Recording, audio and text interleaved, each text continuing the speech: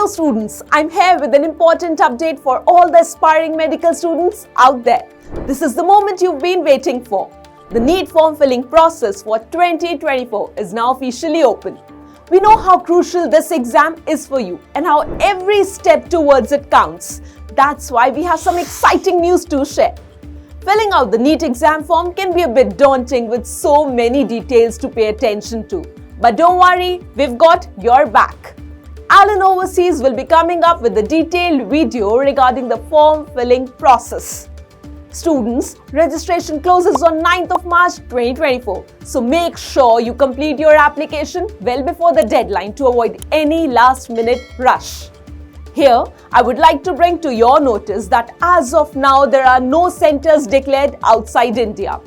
As soon as we will get some information regarding the same, we will inform you accordingly. Also, for more information, please visit the official NEET website, which is neet.ntaonline.in, provided in the description. If you have any questions or need guidance regarding the form filling process, feel free to reach out on the contact number provided. Stay tuned with us so that you don't miss out on this essential guide. Let's tackle this form filling process together and get a step closer towards your dream. Thank you.